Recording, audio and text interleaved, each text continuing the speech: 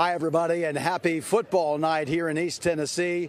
My, oh my, we've been talking about this for days leading up to week 2 of the season. The heat, yes, it has been an issue here in East Tennessee, and today, as fate would have it, is the hottest, the warmest day of the year. Nearly triple digits in the air, but I had one of those handy-dandy heat index meters, and when I put it down on the field here, when I first got here about 4:30, 5 o'clock, the field temperature was about 136 degrees. It's come down to about 116 to 120 degrees in the interim. So hopefully, as the sun continues to go down, it'll get more manageable for the players out here.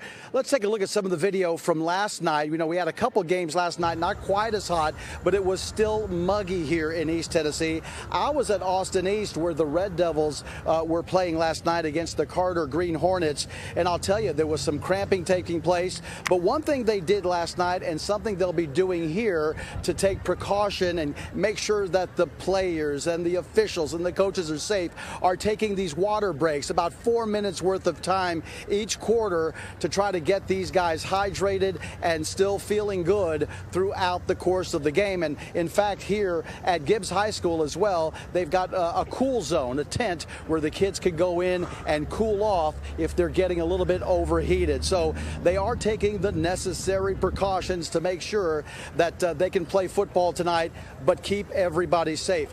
Multiple games across East Tennessee, as we've been telling you, have been pushed back. And make sure you check these start times, folks, before you head out to the football fields tonight. But for instance, here at Gibbs High School, the game is at 8 o'clock instead of 7 o'clock. They're taking on Halls. Over at Farragut, they're hosting Powell. That's at 8 o'clock as well.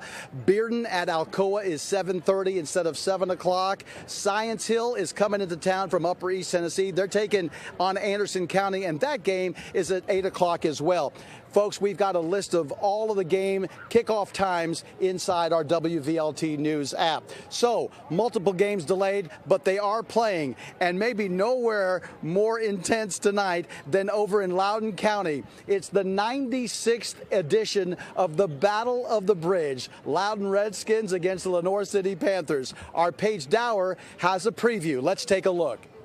It's been 100 years since Loudoun and Lenoir City met for the first time. Tonight marks the 96th meeting between the two programs.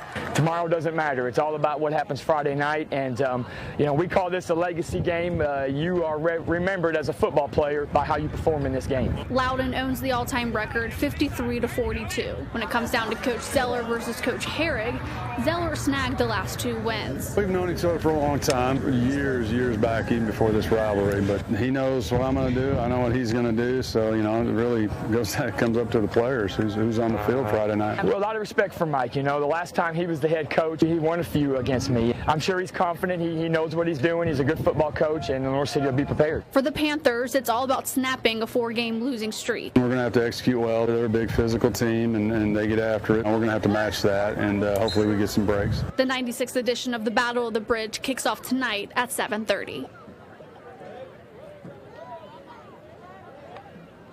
Our Paige Dower reporting, and they're taking the necessary precautions down there in Loudoun County as well, including on the traditional running of the football from one city to the other. It's going across the bridge there into Loudoun for that game tonight. Folks, we'll have highlights of that game, all the festivities, and highlights of the number of other games across East Tennessee coming up tonight on the Varsity All Access Report, powered by 5-Star Preps. That's coming your way as it does each week at 11 o'clock. That's it for now. Rick Russo reporting live here at Gibbs High School. We'll see you later tonight.